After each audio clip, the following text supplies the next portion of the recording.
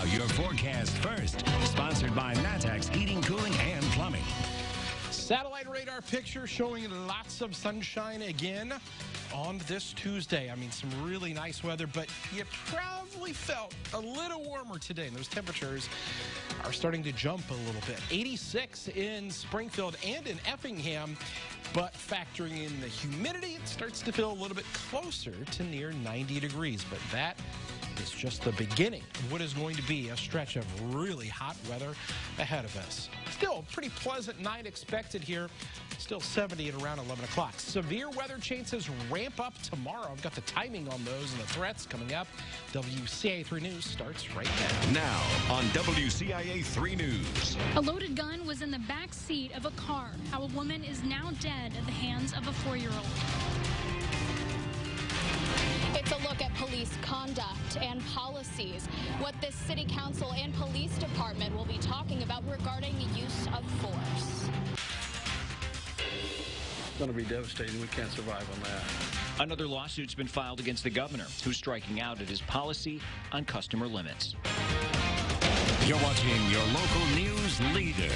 This is WCIA 3 News at 6. There's multiple different ways to store it without it being accessible to young children. This time that didn't happen. A tragic story out of Vermilion County. Good evening, I'm Paul Cicchini. A woman in Westville is dead after deputies say a child accidentally shot her on Sunday. Rita Heil was driving on Route 1 in Tilton with a 4-year-old relative in the back seat. And somehow that child got a hold of a handgun and shot her in the back, eventually killing her. WCIA 3's Courtney Bunting is live at the Mach 1 gas station in Tilton. So, Courtney, apparently she crashed after she was shot.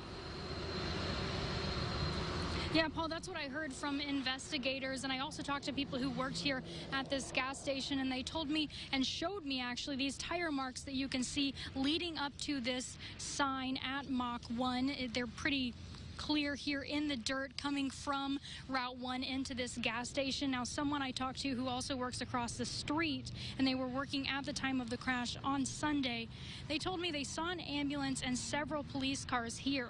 Deputies say Heil was taken to Carl in Urbana, where she later died. It can be scary to think about a child so young getting a hold of a gun. I talked to the owner of BFF Firearms in Danville, and he says it's very important that people know how to use and store a gun safely when there's a child nearby. There's ways to put it in the car safely with safes and in your home safely, especially if you have little kids running around. And I encourage it every time people come in here and buy a firearm that are new to firearms to make sure they protect it.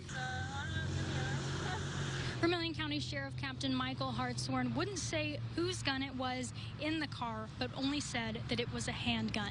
As I said, investigators told me the child and Heil were related, but they wouldn't say exactly how. I reached out to people who I was told were family members, but I haven't heard back yet. Reporting live in Tilton, Courtney Bunting, WCIA 3, your local news leader. All right, Courtney, let us know if you do hear back. Thanks. Champaign police are investigating a shooting. A 31-year-old man was shot last night near Joanne and Kirk Lanes just after 10. When police arrived, they found bullet casings in front of a home and damage to parked cars. The victim said he was at a gathering when someone came up and started shooting. A white Chevy Malibu was seen speeding away. The car was last seen driving north on Prospect toward Bloomington Road. The victim went to the hospital and is expected to recover. The city of Champaign is taking an in-depth look at the conduct and policies of its police department during a study session tonight. This comes after protests across the country in response to police practices and deadly uses of force across America. WCIA 3's Jennifer Jensen is live at the police department. So, Jennifer, what is the goal of tonight's meeting exactly?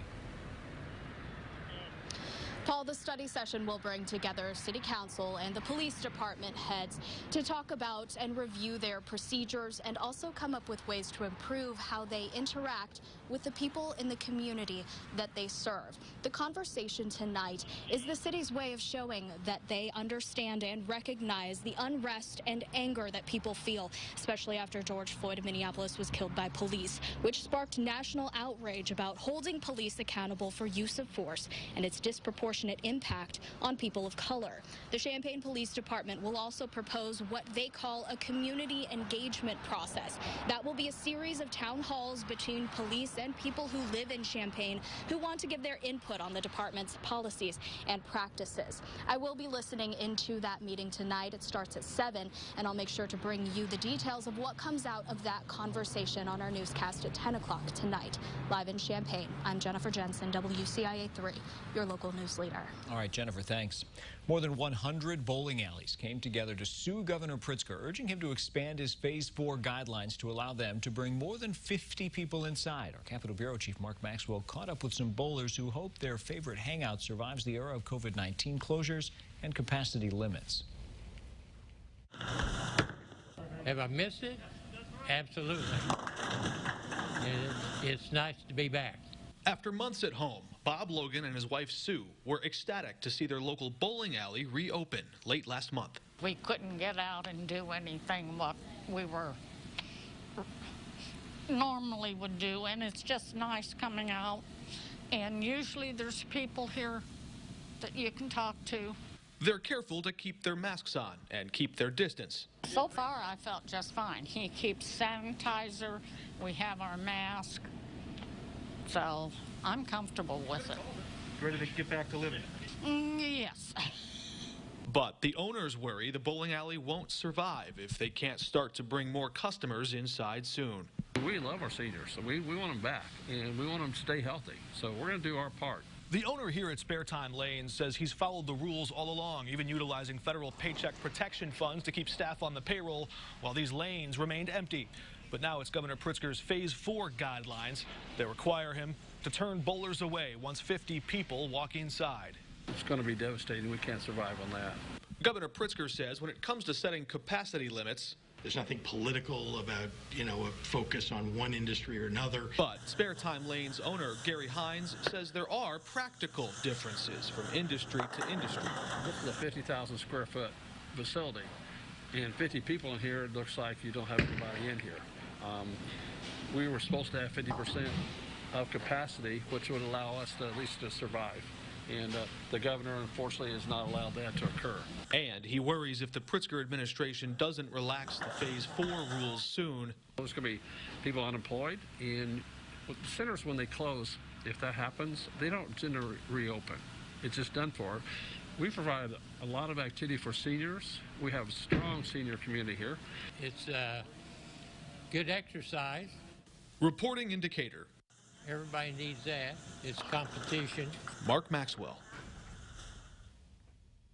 In court documents filed in Lee County, the Bowling Proprietors Association says, quote, this restriction is completely arbitrary as other businesses far more dangerous than bowling centers such as gyms, restaurants, tattoo parlors, and hair salons faced no 50-person cap. It's already had to rid itself of unwanted geese, the latest invasive problem facing Crystal Lake Park. Also tonight. A look at the new norm at high school practices. And as we recap today, as we look outside of the Roofing Dog Eye at Bratcher weather camera, highs a little bit warmer, but right near the average, 84 degrees. It's going to get a lot warmer than that over the next few days. We've got to talk about severe storms, though. We'll talk about also the timing and the threats and how that humidity returns when we come back.